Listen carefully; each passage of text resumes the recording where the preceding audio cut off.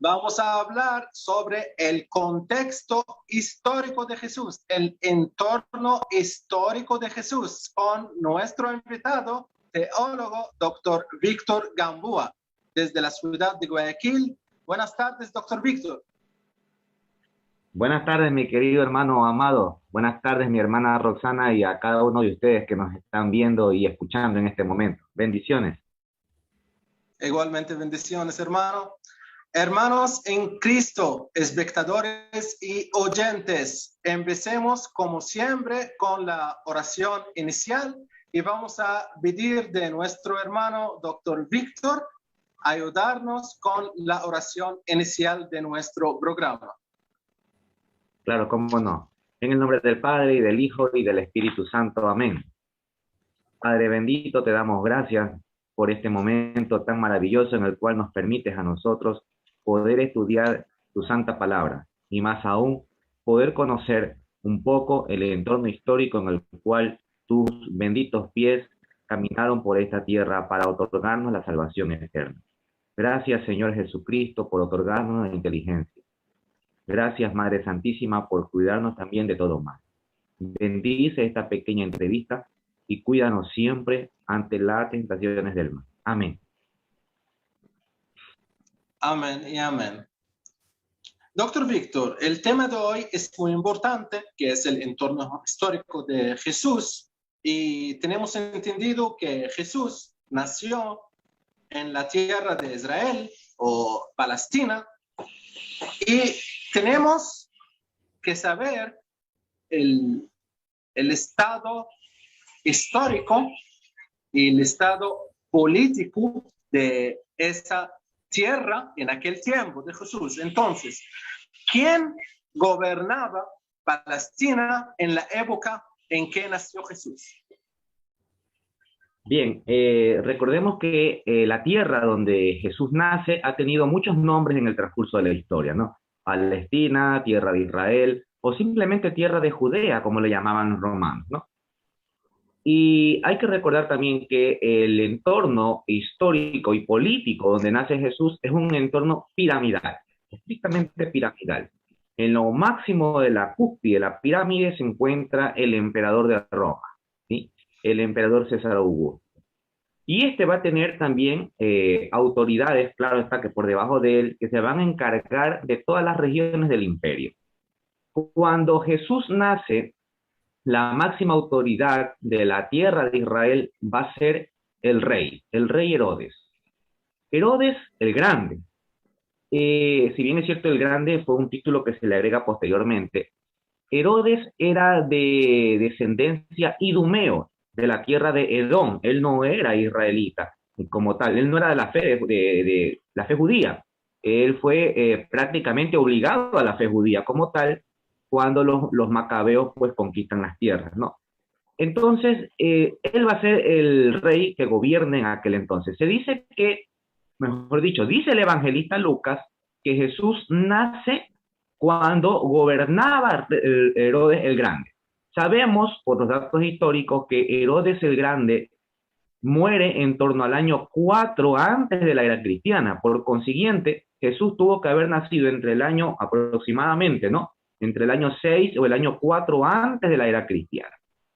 Entonces, este era la máxima autoridad que gobernaba toda Palestina, ¿no? Pero también en la misma pirámide vamos a tener autoridades religiosas. Vamos a tener, y en esto es muy importante lo que nos dice Lucas. Lucas es un gran historiador sirio, médico también, y él nos va a dar un dato que hasta cierto punto al principio pareciera ser un poco contradictorio. Él va a decir que en tiempo de Jesús habían dos sumos sacerdotes, ¿sí? Uno era Anás y el otro era Caifás. Y eso es cierto en realidad, porque el sumo sacerdote Anás era el sumo sacerdote real, ¿sí? Y Caifás era el sumo sacerdote oficial. Sea cual fuera el sumo sacerdote, Anás siempre era el sumo sacerdote, el eterno sacerdote. Claro está que, si bien es cierto, no tenía mayor autoridad, no dejaba de serlo como tal. Y es por eso que cuando a Jesús, ya mucho tiempo después, lo van a interrogar para luego enjuiciarlo, vamos a ver que lo van a llevar a la casa de los dos sumos sacerdotes como tal. Y en eso no se equivoca Lucas. Hay dos sumos sacerdotes que son la máxima, la cúspide de la parte religiosa. Estos sumos sacerdotes pertenecen a la orden de los saduceos, que era la orden religiosa política muy apegada a Roma y de la alta élite, es decir, de la alta aristocracia de Palestina. Luego también van a haber otras autoridades, como por ejemplo el gobernador de Siria, ¿sí? Que era Quirino, ¿sí? Pero al fin y al cabo siempre va a haber una cúspide, va a haber una pirámide en la cual se va a desenvolver el entorno histórico de Jesús. Claro está, las autoridades cuando ya Jesús va a fallecer, durante su juicio van a cambiar, evidentemente, pero lo cierto es que Herodes, que es el que más me interesa, fue un personaje verdaderamente interesante, porque Herodes, como hemos dicho, no era un judío, pero era una persona verdaderamente importante para el imperio. Era cruel, sanguinario. El emperador Augusto, en un juego de palabras en griego, decía, ¿no? Es mucho mejor ser el cerdo que el hijo de Herodes. ¿Por qué? Porque Herodes, cambio, sí que asesinó a sus dos hijos. Porque Herodes era sanguinario, era cruel, era perverso, era verdaderamente cruel. Sin embargo, a pesar de esa crueldad, era verdaderamente un gran político. Él reconstruyó el templo de Jerusalén, hizo grandes acueductos, ayudó constantemente en el dinero, en el tesoro del templo de Jerusalén. Cuentan los historiadores que, por ejemplo, una vez hubo un terremoto que devastaba a Israel y él con su propio perdón, no dinero del imperio, dinero de él, solventó gastos y reconstrucciones para la tierra de Israel, ¿no?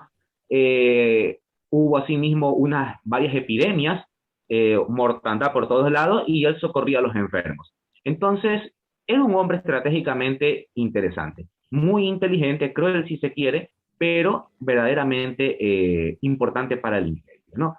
Este hombre, Herodes, luego va a tener varios hijos, ¿no? Pero de estos varios hijos, los más importantes son aquellos que van a gobernar la tierra de Israel ante el fallecimiento de Herodes el Grande, ¿no? Que va a ser Herodes Antipas, Herodes Arquelao y Herodes Filipo. Herodes Antipas es aquel que se va a quedar con la región de Perea y Judea. Herodes Arquelao se va a quedar con la región la más extensa de Samaria, Judea, y se va a quedar con Samaria y Judea. Mientras que Herodes Felipe se va a quedar con toda la región de la Traconite, ¿no? Y Siria y todas esas cosas. Entonces, es interesante ver que hay un pasaje bíblico donde Jesús se refiere de forma un poco dura al emperador, a Herodes Antipas, ¿no? Y le dice a los discípulos, ve y dile a esa torre, le dice, ¿no? Vamos, no es que quiere decir que Herodes sea lo que entendemos hoy día por zorra, una mujer de dudosa procedencia, no. Lo dice en el sentido de que Herodes Antipas no podía compararse a su padre, que era verdaderamente un león, ¿sí? Era verdaderamente un gran estratega. Este era un zorro, un animal insignificante, con diferencia a su padre, porque Herodes Antipas, además de ser cruel, era estúpido. Entonces, en ese sentido, Jesús le llama zorra, ¿no? Él es el que manda decapitar a Juan el Bautista, ¿no? Pero también van a haber otras atrocidades. Por ejemplo, Herodes Arquelao, un hombre bastante sanguinario, eso era característico de casi toda la mayoría de estos hombres emperadores, ¿no? Y reyes. Él va a hacer una revuelta y va a asesinar más de 3.000 judíos. Y evidentemente van a ver las quejas y lo van a sacar del cargo, lo van a desterrar a las Galias. Y es ahí que por primera vez se va a poner de forma provisoria, gobernadores o procuradores, ¿no? Y pues el más importante, el más célebre, por la pasión y la muerte de Jesús, es Poncio Pilato, que ya hablaremos, ¿no? Entonces, esa es la pirámide más o menos en la que nos movemos en la Palestina del Segundo Templo, en el tiempo de Jesús, cuando él nace y él se desarrolla, ¿no? Bueno, nosotros también escuchamos desde que éramos niños la canción Campanas de Belén y al mismo tiempo siempre nos dice Jesús de Nazaret. Entonces, ¿dónde nació Jesús? ¿En Belén o en Nazaret? Bueno, esa es una pregunta verdaderamente interesante, amado. Mira, hasta el siglo XVII casi nadie se ponía en tela de juicio lo que nos dicen los evangelios. El evangelio de Lucas principalmente. Mateo y Lucas nos dicen de forma clara y contundente que Jesús nace en Belén de Judea. ¿Ya?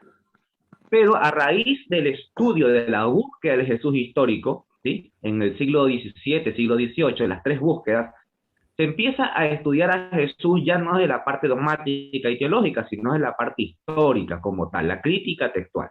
Entonces empiezan a haber diferentes documentos y fuentes para analizar el personaje, ¿no? Y entre las tantas cosas que se ponen en tela de juicio, esta va a ser una de ellas. ¿Por qué Jesús se dice que Jesús nace en Belén cuando le llaman Jesús de Nazaret? ¿Por qué? Porque en aquellos tiempos, y no tan lejanos como por ejemplo en la época de la colonia, a muchas personas, ¿verdad?, se les ponían topónimos. ¿Por qué? Porque, por ejemplo, Jesús nace en Nazaret, perdón, Jesús vive en Nazaret, en la aldea de Nazaret, pero al Nazaret era una aldea tan pequeña, dice Flavio Josefo, que no pasaba más allá de 1000 habitantes. Los nombres eran tan repetidos, ¿sí?, y no habían apellidos. Entonces, ¿qué hacían? Se ponían topónimos. Por ejemplo, Jesús de Nazaret. ¿Por qué? Porque él nace en Nazaret. O sea, se pone el topónimo de donde él nace, o se pone el topónimo, que precede al nombre del nombre del papá. Por ejemplo, Santiago y Juan de Zebedeo, por ejemplo, los hijos de Zebedeo. O si no, si era mujer, el nombre del marido, María de Cleofás. Por ejemplo, otro topónimo, María de Magdala, es decir, María Magdalena. ¿Ya? Entonces, si se llama Jesús de Nazaret, es porque debió haber nacido en Nazaret. Sin embargo, los evangelios dicen que nace en Belén de Judea. Entonces, también se ha descubierto, mediante la arqueología bíblica, que ¿sí? Existió, perdón, una pequeña aldea llamada Belén, pero no en Judea, sino en la misma Galilea, lo cual sería mucho más factible, ¿verdad?, esto ante el relato bíblico. Y que pues por consiguiente el relato de que Jesús nace en una Belén de Judea no sería otra cosa más que una teologización posterior cristiana. Pero en todo caso, desde el punto de vista bíblico y por la tradición y magisterio de la iglesia, sostenemos que Jesús nace en Belén de Judea y que posteriormente él va a vivir en Nazaret. Pero ¿qué es lo que pasa, amado? Si uno lee el Evangelio de Mateo, tú te vas a dar cuenta fácilmente, ¿sí?, que el padre de Jesús, es decir, José y María, viven en Belén. Y de eso no quepa la menor duda. El problema está con Lucas. Para Lucas, José y María viven en Nazaret y que tienen que ir a un censo fortuito decretado por el emperador Augusto a Belén. Pero aquí hay un problema. Según los historiadores, dicen que cuando se hacía un censo, no era necesario tener que ir a su lugar natal. El censo se lo hacía en el mismo lugar donde radicaba, ¿sí? Y eso se ha podido comprobar en los censos egipcios, ¿sí? Entonces, ¿por qué viajó José y María a Belén si ellos podían ser censados fácilmente en Nazaret? Entonces, incluso se empieza a poner en cuestionamiento el censo, más si tomamos en cuenta de que no hay registros históricos de un censo para aquella época. Sí hay registros de un censo, pero son muy posteriores, no en esa época. Entonces, ante esa aparente, porque no es así, pero una aparente contradicción entre Mateo y Lucas, se sostiene que en realidad los padres de Jesús viven en Nazaret, pero por el censo tienen que ir a Belén y de forma fortuita, que en realidad no es otra cosa más que el cumplimiento de una profecía, nace en Belén. Entonces, al día de hoy, para la historia, Jesús nace en Belén de Judea. Lo sustentan los evangelios, lo sustentan los padres de la iglesia, ¿sí?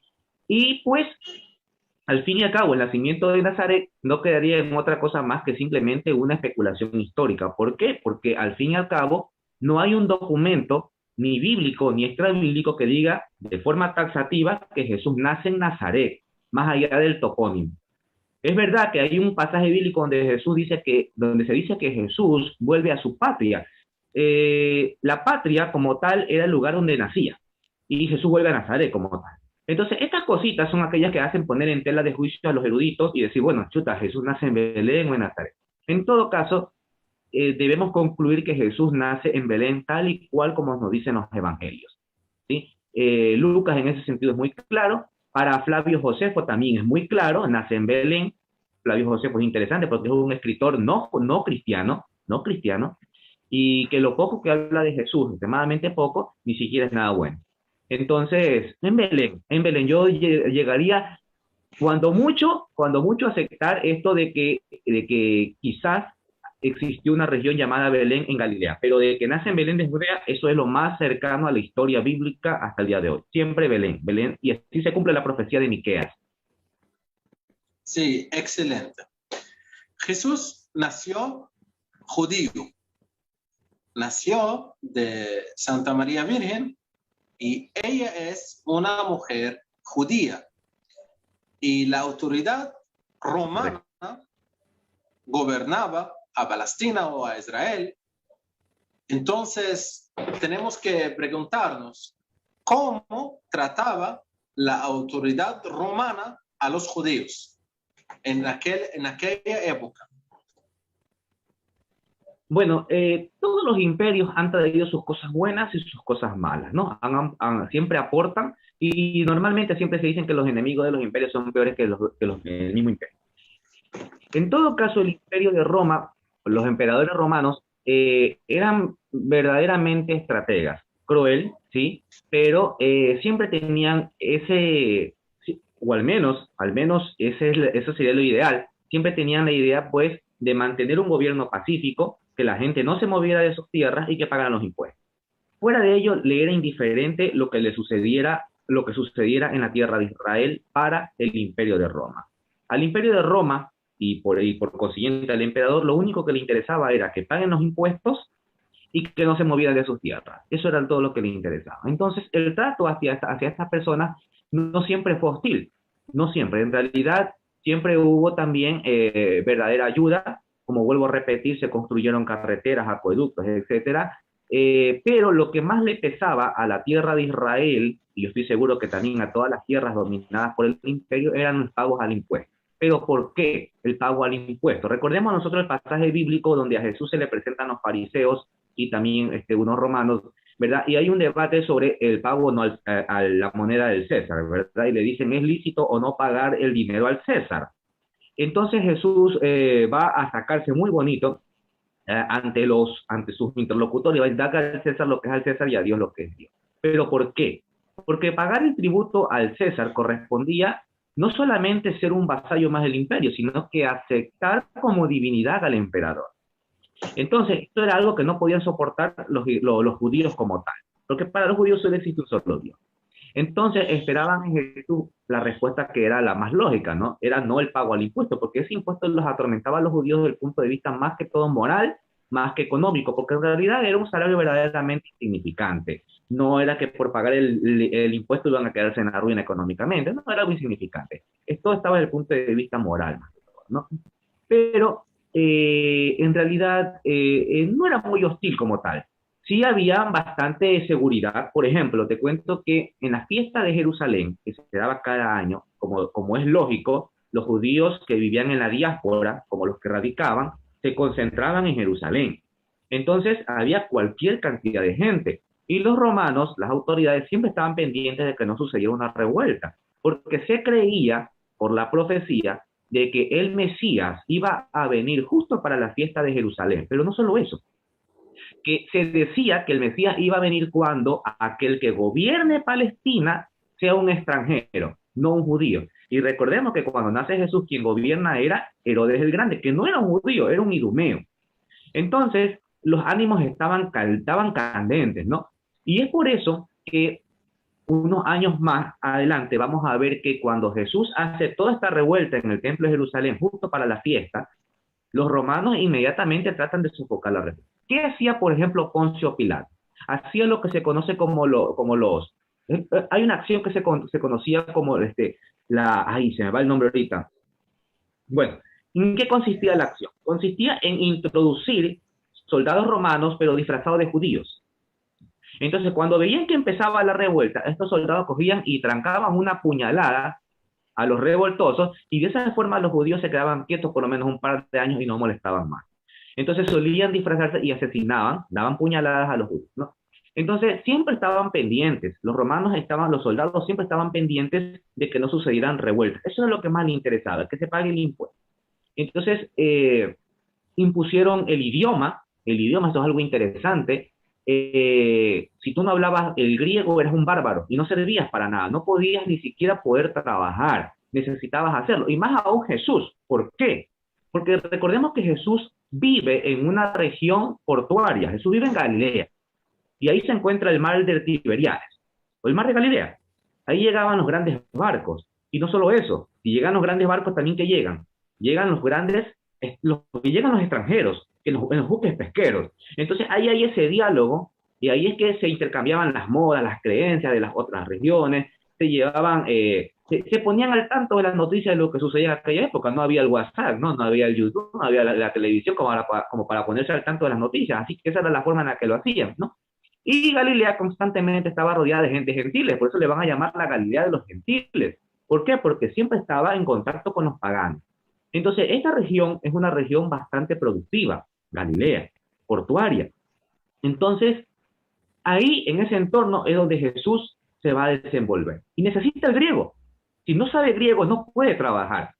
Ahora, ¿de qué trabajó Jesús? Entonces, bueno, se dice que Jesús fue un tecton. ¿Qué fue un tecton? Un tecton es una palabra griega que tiene múltiples significados. Entre ellos, el más universal es el carpintero. Pero, ¿qué pasa con carpintero, mi querido amado y amados hermanos que nos escuchan? Que no existe un texto bíblico donde Jesús hace referencia o haga referencia a la carpintería. Vamos, los eruditos dicen, al menos parece que desconocía el oficio, porque no menciona nada, pero sí que era un gran conocedor de la agricultura, de la naturaleza, incluso de la albañilería.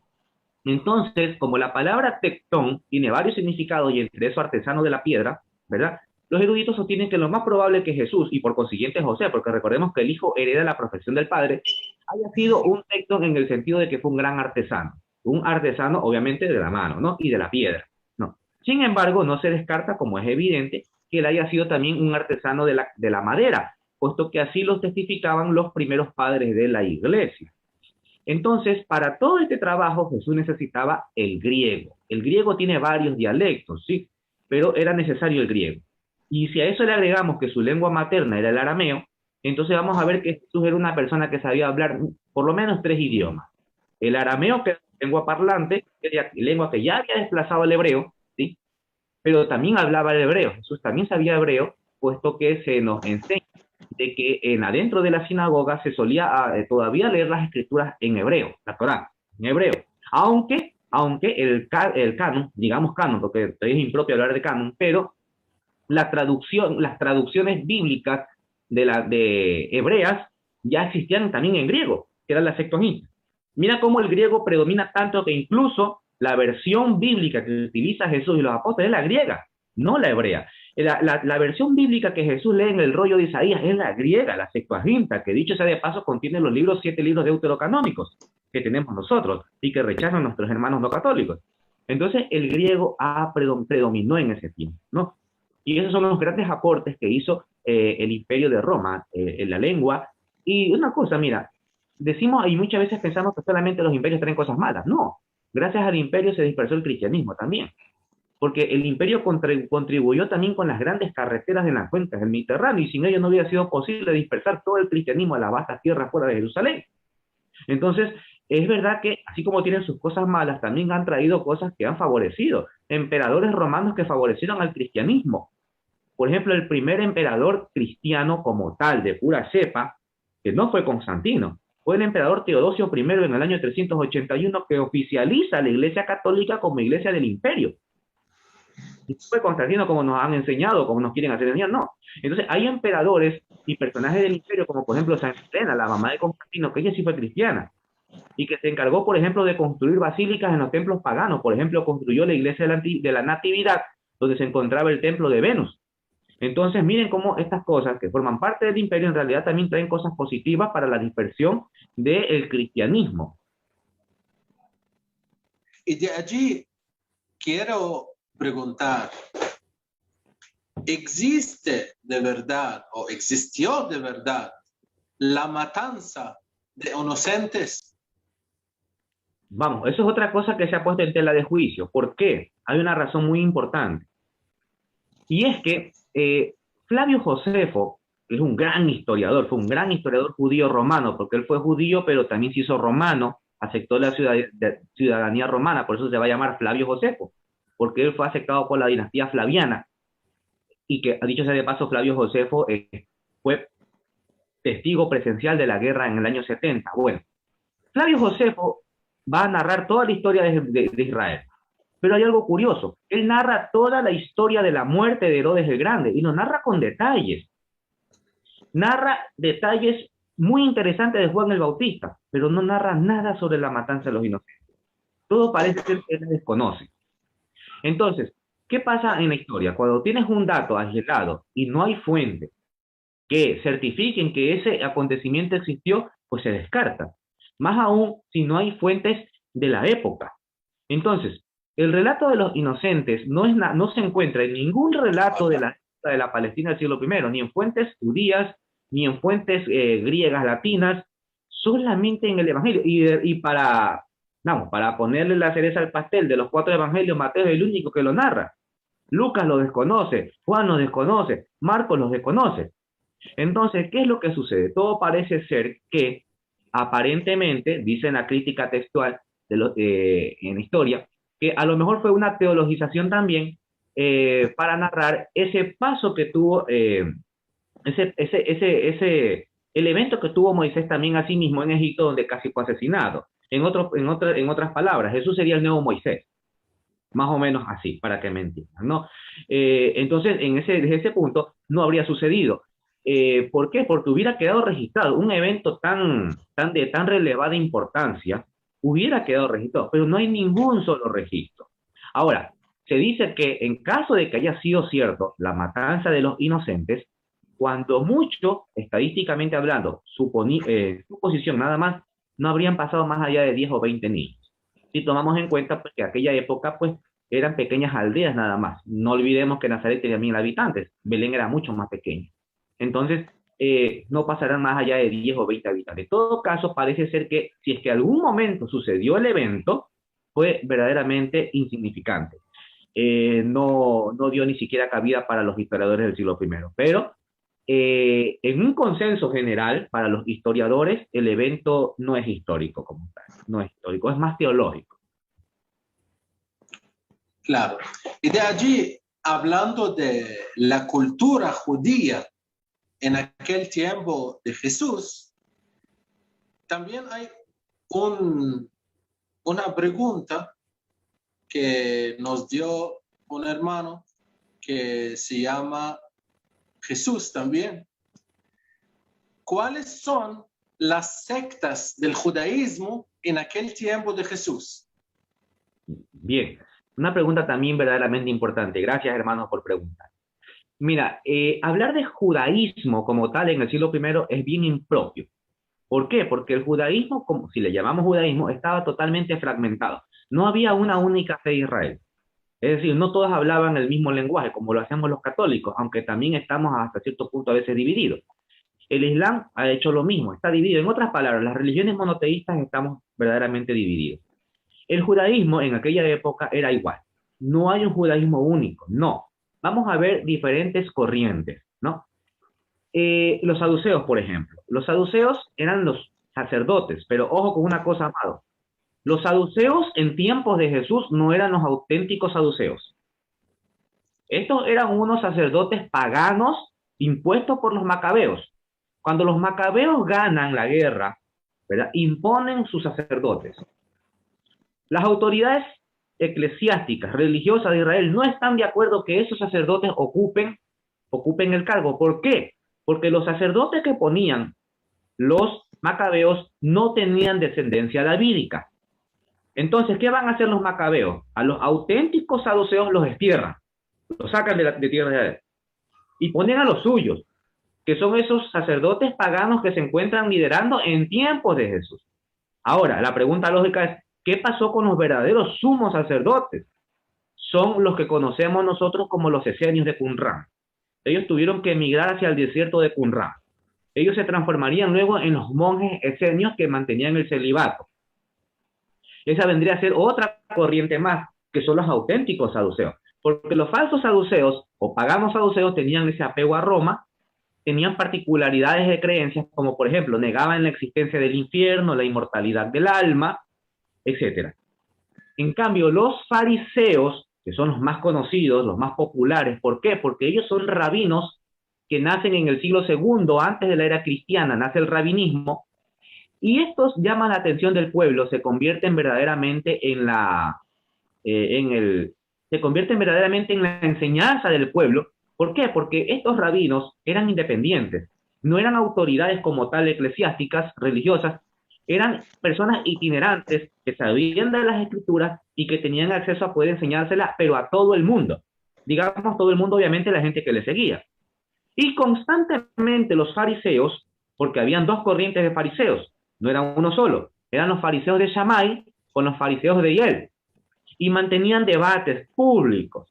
No es que Jesús gustaba de pelear con los fariseos o que Jesús le tuviera, como decimos vulgarmente, bronca a los fariseos y viceversa. No. Lo que Jesús hace con los fariseos es algo típico y común que hace cualquier rabino de Judea. Jesús es un rabino más. Y cuando hay ese debate con otros fariseos, Jesús se está comportando como un fariseo más. Vamos, no estoy diciendo que Jesús era un fariseo.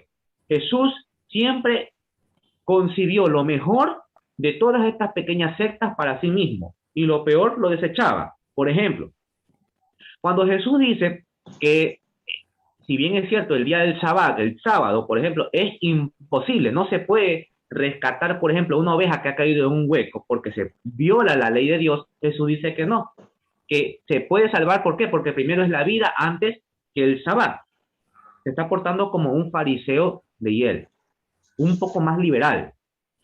Pero cuando, por ejemplo, Jesús dice que no está permitido el divorcio, Jesús se está portando de una forma mucho más radical, como un fariseo de Shammai.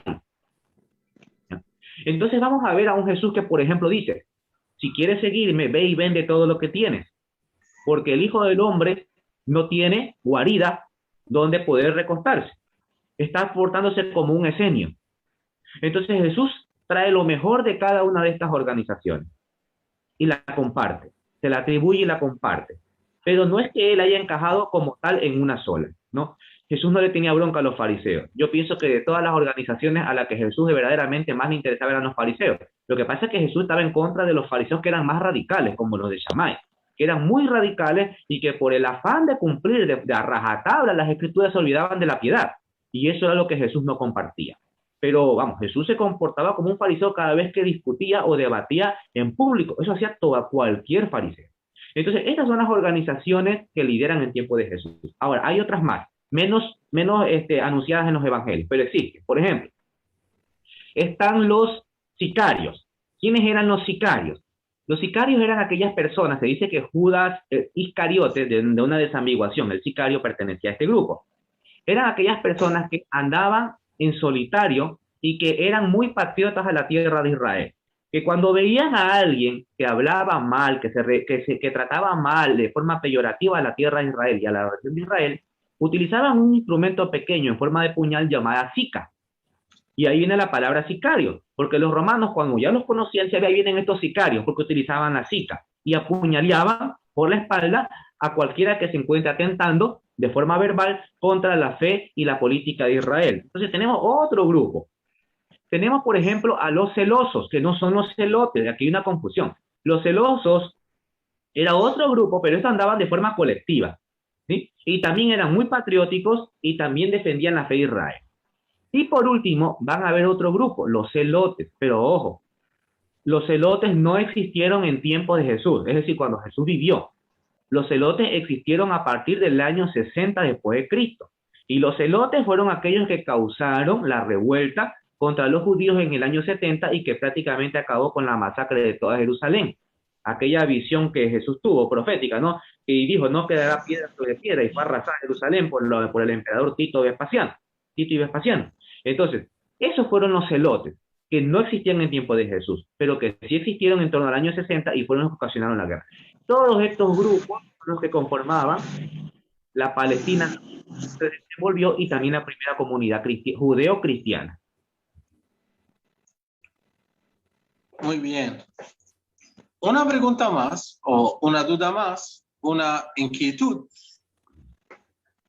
porque nosotros vemos películas como El Código de Da Vinci, Da Vinci Code, que dice o que menciona que Santa María tuvo otros hijos que Jesús. Entonces la pregunta es, María, Madre de Dios, Madre de Jesús, Madre de Dios Hijo, hijos con José, es decir, Jesús nuestro Señor tuvo hermanos o ñaños de sangre. Ya, a ver, esto también es interesante, ¿no? Yo creo que esta es una perla para los hermanos protestantes, porque siempre ha sostenido que María tuvo más hijos, ¿verdad? Bien, hay dos tradiciones que imperaron desde los inicios del cristianismo y que se mantienen hasta el día de hoy. La primera tradición que empezó con San Epifanio de Salamina, de Chipre, obispo de Chipre, y basándose en, por ejemplo, aparentemente, porque está en el protoevangelio de Santiago, en el libro apócrifo de historia de José el Carpintero, por ejemplo, en el pseudoevangelio de Tomás y en otros evangelios apócrifos, de que José de Nazaret, cuando se casa con María, María tenía 14 años, ¿ya? Y eso es algo normal, ¿sí? Tú, mi hermano, que es egipcio, lo sabes perfectamente cómo eran las culturas en esa época. Entonces, tenía 14 años. Pero José era un anciano de 80 años, que ya había tenido 4 hijos, obviamente varones, con una mujer anterior y dos niñas también. Las 2 niñas se llaman Lidia y Asia, y los 4 varones son los mismos nombres que aparecen en los evangelios canónicos. Esta es la primera tradición aceptada por la Iglesia, aunque nos parezca un poco difícil de aceptar. Es la primera. Y esto facilita en gran medida la virginidad perpetua de María. Un hombre ya de 80 años, desde el punto de vista no solo biológico principalmente, evidentemente, pues va a vivir una vida en celibato con María. Por consiguiente, ya no va a tener más hijos más que esto. Ahora, en tiempos de la Palestina del Segundo Templo, la paternidad legal era incluso mucho más importante que la biológica. José era su padre putativo. Por lo tanto, los hijos que haya tenido José legalmente son hermanos de Jesús, aunque no de sangre, peor hijos de María. Por consiguiente, se les llama hermanos de Jesús. Es por eso que no vemos un solo texto bíblico donde diga hijos de María. Siempre se hace alusión hermanos de Jesús. Y estos hermanos, como además refieren los evangelios, es fácil notar que eran mayores a Jesús, no eran menores a Jesús.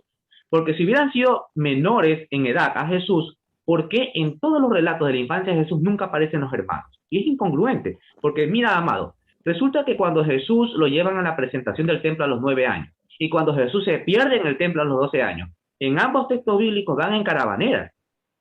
Eran peligrosos los viajes, duraban 2, 3 días, y iban en familia. Entonces, ¿qué pasa? Que los evangelios solo relatan que va José, María y Jesús. ¿Qué pasó con esos otros niños que en teoría deberían ser menores a Jesús? ¿Con quién se quedan? No hay ningún relato de ellos. Entonces los textos dan a entender que estos hermanos eran evidentemente mayores a Jesús. Y si eran mayores a Jesús, no pueden ser hijos de María. ¿Ya? Entonces, eso por un lado. En el momento de la crucifixión, amado, recordemos que cuando Jesús está a punto de morir, ¿verdad? Como es lógico, Jesús se preocupa por su madre. Aquí la voy a dejar. Vamos, si yo tengo más hermanos, ni siquiera tengo que preocuparme por quién la voy a dejar, porque la lógica me dice a mí que mi mamá se va a ir con mis hermanos. Pero la lógica también me dice a mí que Jesús está buscando con quién dejarla, porque no tiene con quién dejarla. ¿Y busca a quién? A Juan, a Juanito. ¿Pero por qué a Juan? Dícele el propio Evangelio de Santiago que Juan era el hijo del Señor. ¿Pero por qué? Porque dice el libro apócrifo que Juan era virgen. Y era el único digno, desde ese punto de vista, el de la virginidad, dice a vivir con María. Es por eso que Juanito vive, y además de ser el más pequeño, ¿no? Él dice la tradición que tenía aproximadamente 16 años cuando vive en comunión con Jesús. Además, es el único que muere sin martirio. ¿Saben por qué? Porque la ley romana contemplaba ejecución, tortura, todo, excepto a ancianos mayores de 60 años. Por consiguiente, Juan se salva de la pena de crucifixión y todas estas cosas que sí padecieron los demás apóstoles. Bien. Entonces, es por eso que María se va con Juan, porque no tiene más hermanos. Jesús. Ya. Entonces, la primera tradición es esa, de que José tuvo un matrimonio anterior. Posteriormente va a venir la otra tradición, que es la que es aceptada ampliamente por la iglesia al día de hoy. Y es que Jerónimo decía de que en realidad estos hermanos de Jesús son primos o parientes de Jesús, porque estos son bien hijos de un hermano de José o bien de una hermana de María. Pero desde el punto de vista filológico y bíblico no se puede demostrar. Es más, Jerónimo, en el afán de demostrar la virginidad perpetua de José, va a utilizar los nombres de estos hermanos de Jesús y los va a poner como que si fueran parte de los apóstoles de Jesús. Y nosotros sabemos que los hermanos de Jesús nada tienen que ver con los apóstoles, son totalmente diferentes. Unos son los apóstoles y otros son los hermanos de Jesús, aunque los nombres se repitan.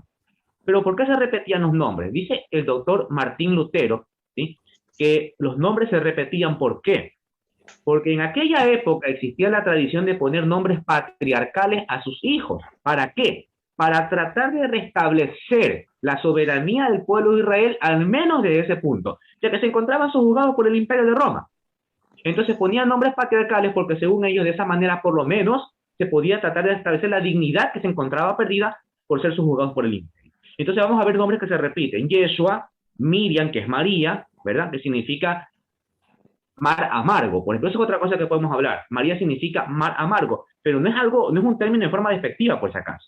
Dice Martín Lutero que María significa mar amargo. ¿Por qué? Porque ella en su seno soportó y tuvo que llevar la amargura de todo el pueblo de Israel que se encontraba sometido por Roma. Es algo maravilloso si nos vemos en un trasfondo histórico.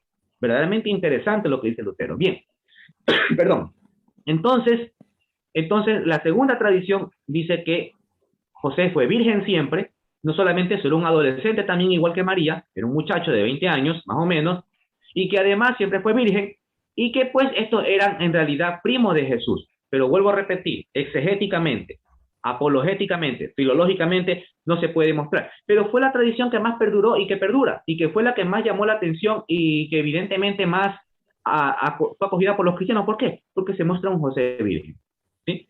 Recordemos una cosa, el dogma de la virginidad perpetua de María contempla que ella es virgen antes, durante y después del parto, pero el dogma no contempla bajo ningún concepto cómo, ni tampoco qué estado tuvo José. Por consiguiente, si algún cristiano católico sustenta la tradición de que José fue un hombre casado, viudo, con hijos anteriores, no comete herejía, por si acaso. No hay nadie que le pueda decir usted comete herejía al decir eso, porque eso no contempla el dogma. Usted comete herejía si usted dice que María no fue virgen. Usted comete herejía. Pero si usted dice que José, y yo soy partidario de que para mí, desde mi razonamiento histórico, porque de verdad que ni siquiera me tengo que romper la cabeza para poder hacer esto con José, con un matrimonio anterior. Con el dato de San Jerónimo me tocaría armar todo un rompecabezas casi que imposible, porque ni siquiera la filología me puede ayudar. Porque, por ejemplo, mira, la palabra adelfos significa hermanos en griego, ¿ya? Pero esa palabra adelfos se la utiliza para hermanos carnales, hermanos de sangre. La pregunta es, ¿existe una palabra griega para primos o parientes? Para que cada vez que se hable de los hermanos de Jesús como primos y parientes se utilice esa palabra. La respuesta es sí, y es anexios. Y cuando se utiliza la palabra hermanos, en vez de utilizar anexios, que debería ser lo más propio como parientes o primos, se utiliza la palabra adelfos, que significa hermanos literales. Entonces, el razonamiento por sentido común me lleva a decir que el texto me está diciendo que eran hermanos literales de Jesús. Pero aquí viene otra cosa, que cuando Jesús se le aparece a 500 hermanos resucitados, se le aparece a 500 adelfos, es decir, 500 hermanos literales. Y nadie en su sano juicio puede creer que María dio a luz 500 hijos. Entonces, como podemos ver, la filología griega no me ayuda a mí para sustentar esto. Es solamente a mí me va a ayudar, en realidad, para mí, es la historia y el sentido común. Entonces, hay algo claro. María fue virgen siempre. Eso está clarísimo. Los textos bíblicos no dan la menor duda. La pregunta es de dónde vienen los hermanos de Jesús. A mí no me quepa la menor duda quizás de que fueron hijos de José de un matrimonio anterior. Y dice el libro de José el Carpintero que José muere cuando tiene 111 años de edad. Claro está que no todo lo que digan los evangelios apócrifos, por lo tanto, son creíbles. Hay datos que son verdaderamente interesantes para la historia. Por ejemplo, los papás de José y María no aparecen en los evangelios canónicos, aparecen en los apócrifos. Los nombres de los dos delincuentes con que crucifican a Jesús no aparecen en los canónicos, aparecen en los apócrifos. La Verónica no aparece en los canónicos, aparece en los apócrifos. Entonces, como vemos, no es ajeno los evangelios apócrifos para los historiadores y para los eruditos poder sustentar o coger algo que verdaderamente valga la pena desde el punto de vista histórico. Entonces, aún José, con un matrimonio anterior, no es nada descabellado para la época, más aún si analizamos el contexto antropológico judío, no es nada descabellado como tal. Pero está claro, fue Virgen María siempre, eso está clarísimo. Clarísimo, clarísimo.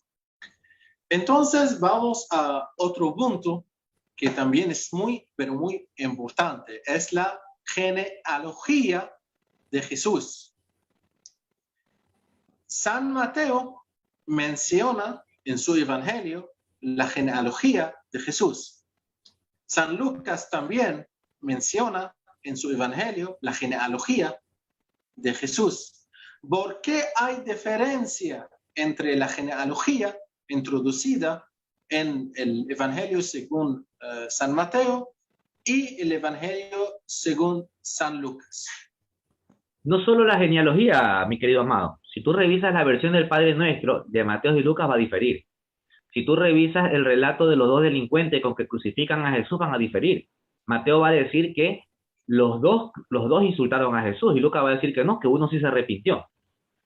Estas aparentes, porque no son contradicciones, aparentes contradicciones, tiene que ver en realidad un trastorno histórico como tal. ¿Qué es lo que pasa? Mateo, que sabemos que el que escribió el Evangelio de Mateo no fue Mateo Leví, como tal, Mateo el recaudador de impuestos como tal, sino que se escriben, siempre los evangelios han tomado los nombres de los apóstoles, ¿sí? Pero hay las escuelas, llamamos las escuelas sinópticas, las escuelas paulinas, las escuelas petrinas, las escuelas jónicas, etcétera, ¿no? Porque recordemos que en tiempo de Jesús quienes estaban autorizados para escribir eran los escribas.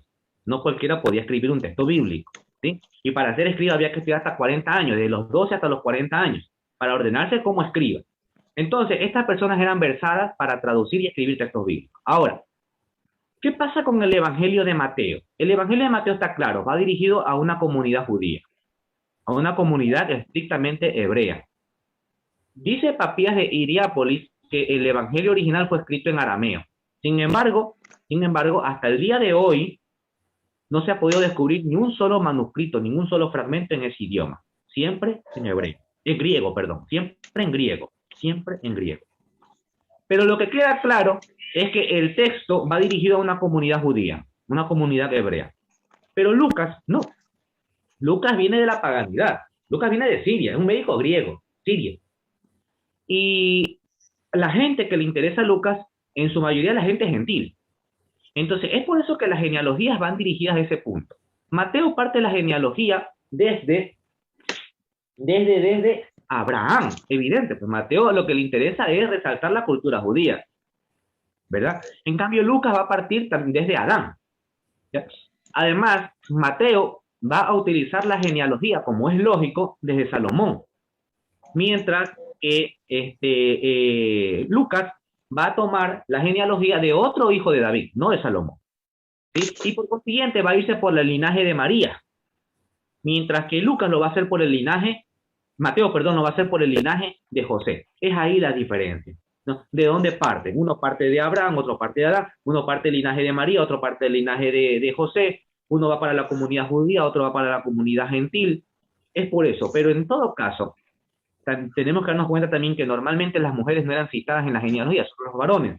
Las mujeres no tenían cabida en esto, pero Lucas le da esa mayor importancia. En todo caso, está claro que Jesús nace como hijo legítimo de José y de María. Y si nos damos cuenta, van a cambiar los nombres del papá de José, ¿no? Uno se va a llamar Jacobo, el otro no recuerdo el nombre, pero van a diferir. Pero es precisamente por eso, ¿no? Porque parte de dos hijos de David diferentes. Uno parte de Salomón y otro parte de otro hijo de David. Pero es porque la genealogía parten de dos hijos totalmente diferentes del hijo de rey David. Pero la genealogía como tal, no hay contradicción. Simplemente se toman dos ramas diferentes, nada más. Muy bien. Ahora vamos a otro punto que es muy importante. Una pregunta. ¿Por qué los judíos no creyeron en Jesús como el Mesías. Ya, bueno, esa expresión, mi querido amado, la repetimos siempre y es errónea. ¿Por qué? Te explico por qué. María, ¿a qué religión pertenece? Judía, ¿sí o no? ¿Y quién fue la primera en aceptar? María. Los apóstoles que eran judíos. ¿Quiénes los aceptaron? Los judíos. Entonces, decir los judíos rechazaron a Jesús en términos generales es impropio. En realidad no fue así. En realidad los primeros en aceptar a Jesús fueron los judíos. Fueron sus apóstoles, fueron sus seguidores, etcétera, como tal, ¿no? Además, otra cosa, amado, recuerda una cosa, que había más judíos en la diáspora que judíos en Palestina. Esos judíos que vivían en la diáspora ni siquiera supieron que existía un Jesús de Nazaret cuando Jesús vivía. Para ellos enterarse que existió un tal Jesús de Nazaret, tuvieron que pasar años y años en las predicaciones de Pablo y de los apóstoles. Por eso fue Pablo y los apóstoles a predicar a Jesús a distintas partes del globo, de lo que se conocía en aquella época, porque no lo conocían. Entonces es impropio hablar de los judíos no creyeron en Jesús. ¿Por qué? Porque muchos judíos ni siquiera sabían que existía, muchos nunca lo conocieron y muchos judíos lo aceptaron. Ahora, en términos generales, los judíos que lo rechazaron, que fueron en la gran mayoría fueron las autoridades religiosas y civiles, fue por un motivo. Las religiosas por este motivo. Porque ellos, como se encontraban sojuzgados por el imperio de Roma, lo único que deseaban es que venga un Mesías terrenal. El típico Alejandro Magno, el típico guerrero, aquel hombre que venía con hacha y machete a destruir al imperio en una batalla campal. Eso era lo que ellos esperaban. Ellos no esperaban un Mesías en el Mesías Jesucristo que vino a dar la mejilla por la otra, a dar la mejilla, a predicar la paz, el amor, etcétera, etcétera, a sanar enfermos. Eso no esperaban. Porque ellos no estaban pensando en una salvación espiritual. Ellos lo único que estaban pensando eran simplemente en que, sea como sea, lo saquen del yugo imperial. Eso era lo que les interesaba. Entonces, para variar, este hombre, este rabino de Galilea, se autoproclama Dios, para variar. Entonces ahí sí que liga la onda, como dicen los mexicanos. Pues se fregó la cosa. Peor aún, menos lo iban a aceptar. Vamos, no solamente no nos viene a librarnos del yugo español, del yugo romano, sino que además nos dice que tenemos que seguir pagando el impuesto. Y de remate se hace pasar por Dios. Entonces, no lo terminaron aceptando por ese motivo, ¿no? Vamos, no, Jesús no fue el primer hombre que se declaraba Mesías. Antes de Jesús, dice Flavio Josefo, que al menos ya habían pasado por lo menos 60 hombres que se habían creído Mesías, ¿sí? Y que venían con ese mensaje de salvación y de guerra también. Entonces, tenían las esperanzas puestas en Jesús en ese sentido, en una batalla bélica, campal. Eso era lo que ellos esperaban. Pero Jesús no hizo nada de eso. Y de remate termina crucificado. Maldito el hombre que termine en una cruz.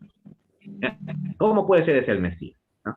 Entonces, por eso es que las altas autoridades judías no lo aceptaron. Pero en sí, quienes primero lo aceptaron fueron los judíos como tal. Su madre nunca dejó de ser judía, nuestra madre María Santísima, y toda la comunidad judío-cristiana fueron judíos como tal. Ellos fueron los primeros en aceptarlo, a Jesús. También se pregunta, una vez un judío, un amigo judío, me preguntó esa pregunta. ¿Dónde en las escrituras hebreas profetizan que el Mesías va a morir y va a tener resurrección? ¿Dónde profetizan la muerte y la resurrección del Mesías en las escrituras hebreas? Bueno, es una buena pregunta y yo honestamente no lo sé. No te podría decir en qué pasaje bíblico hay esa profetización porque lo desconozco. Lo que sí te puedo decir es que evidentemente pues eso se cumplió, ¿sí? Pero la profetización como tal, no. La profetización está del nacimiento. Miqueas va a decir, oh Belén de Efratá, ¿verdad? Y en realidad no eres la tierra más pequeña de los pueblos de Israel porque en ti nacerá el caudillo. Es decir, hay la profetización de su nacimiento. De su fallecimiento como tal, lo único que a mí se me viene a la mente ahorita, soy honesto, el libro de Isaías, donde se habla de la muerte de Jesús en el capítulo 23, si mi mente no me está fallando ahorita, ¿verdad? Del santo justo, donde se habla pues prácticamente de forma casi que explícita de Jesús, ¿no? Porque en él recae todo ese martirio, ¿no? De Jesús. Pero el texto no menciona una resurrección como tal, ¿no? Yo creo, en mi ignorancia, que a lo mejor esa fue una gran novedad. No se esperaba la resurrección del Mesías, ¿no? Y eso tampoco lo entendían los apóstoles. Recordemos que los apóstoles eran bien judíos como tal, ¿sí? Eran muy judíos, que aunque no eran de la alta élite, mucho menos religiosa, no dejaban de ser judíos. Y para ellos fue una novedad la resurrección de Jesús. Es más, nunca lo entendieron, sino hasta cuando Jesús se les apareció ya resucitado y hubo la fracción del pan y el vino, ya a puerta cerrada. En todo caso, desconozco si en las escrituras hebreas haya una profetización literal sobre la resurrección de Jesús. Bueno, y la última pregunta que tenemos el día de hoy en nuestro programa: ¿quién es María Magdalena en la vida de Jesús? Bien, vamos, el Código Da Vinci en el año 2003 revolucionó las librerías, las películas, el cine, etcétera, etcétera, con su famosa novela. Hay que recalcar una cosa, él no fue el primero en postular estas teorías bastante ridículas, yo diría. Antes de él ya muchísimos han pasado. Es más, mira, la película del Código Da Vinci es una de las películas que a mí más me encanta, ¿sí? En el sentido de que siempre que la veo, porque la he visto yo siquiera una decena de veces, encuentro algo nuevo. Es más, en la misma película aparecen dos grandes historiadores, escritores, del cual él toma su novela para hacerla de él, la del Código Da Vinci, que es Clive, no sé pronunciar el inglés, pero se escribe Clive Prince y Leaning, no me acuerdo. Es una mujer y un hombre que están sentados en el metro, y a lo que Robert Landon se acerca a Sophie Nebu, se acerca ahí válgame, bueno, la chica que lo acompañaba, ¿verdad? Ahí aparecen estos dos personajes. Estos dos personajes son autores de un libro que yo tengo, La Revelación de los Templarios, ¿ya? Entonces, este libro de Dan Brown va a partir de todos estos libros que ya se han escrito con anterioridad. Pero, ¿quién es María Magdalena? Según este Código Da Vinci fue la mujer de Jesús, ¿ya? Y no solamente eso, sino que antes de que Jesús fuera crucificado, ya había quedado María Magdalena embarazada de Jesús. Y tuvieron una criatura llamada Sara, que creció en Francia, en la región de Languedoc. Pero ¿qué es que pasa? Que para esto van a basarse en dos evangelios apócrifos, no son canónicos, apócrifos, donde según ellos se muestra que María Magdalena o María de Magdala estaba casada con Jesús. ¿Cuáles son? El evangelio apócrifo de Felipe y el evangelio de María Magdalena, ¿ya? Pero ¿qué pasa aquí, amado? Es que la verdad que la gente que no conoce esto fácilmente cae en la trampa. Tanto el evangelio de Felipe como el evangelio de María Magdalena en ningún momento mencionan que en realidad ellos hayan sido casados. En ninguno. ¿Qué es lo que va a decir el evangelio de Felipe? De que Jesús besó a María Magdalena en la boca. Pero ojo, el manuscrito dice que la besó en la. Justo donde debe aparecer la palabra boca está roto el fragmento. No hay ese pedazo. Pero por el tamaño, la escritura, etcétera, etcétera, los eruditos, los papilólogos dicen que puede ser boca, pero puede ser frente. Ahora, puede ser boca, es lo más común. Pero ¿qué pasa con eso? ¿El besar a un hombre a una mujer en la boca significaba que sea su esposa? La respuesta es no. ¿Por qué? Porque el mismo evangelio de Felipe dice que Jesús besó a Santiago en la boca. El maestro, el rabí, podía besar en la boca a sus discípulos como un acto litúrgico de pasar la sabiduría, pasar ese misticismo. Así eran los agnósticos. Los agnósticos tenían ese tipo de creencias religiosas. Entonces, si vamos a decir que por el hecho de que la besara en la boca María Magdalena era su mujer, entonces Santiago también era entonces la mujer de Jesús, lo cual es incongruente. Porque también dice el mismo evangelio que la besó a Santiago.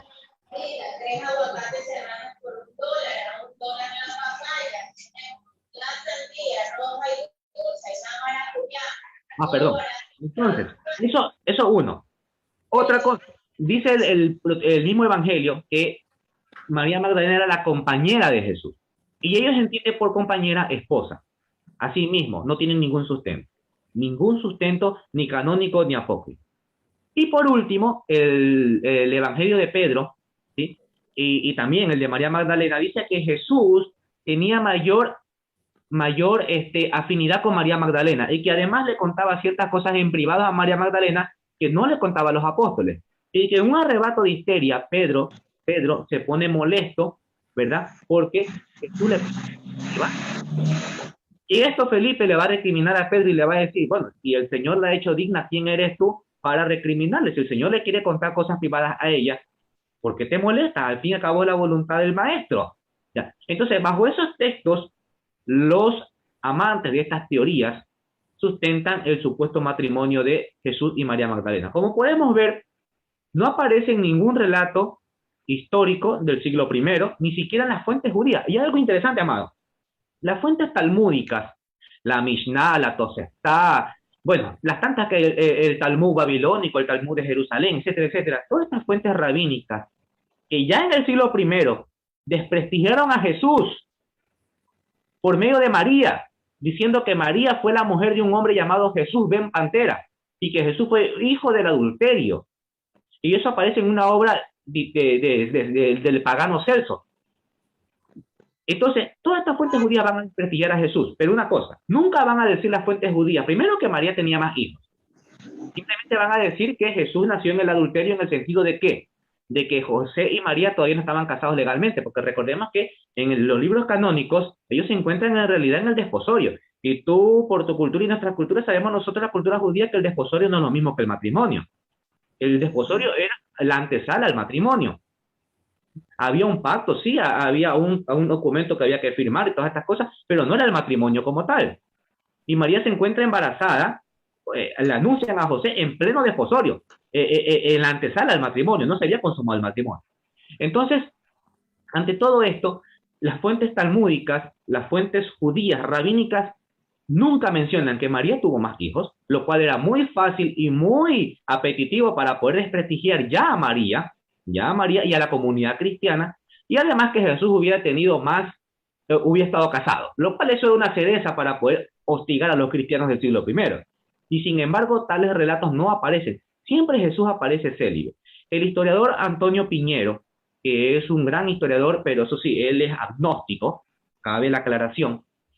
Él dice que le preguntan una vez a él, ¿no? ¿Usted qué opina? ¿Jesús fue casado o no? Y él dice en su honestidad, vamos, antes del ministerio pudo haber sido casado, pudo ser viudo, no se sabe, porque al fin y al cabo no hay relatos de Jesús antes de eso.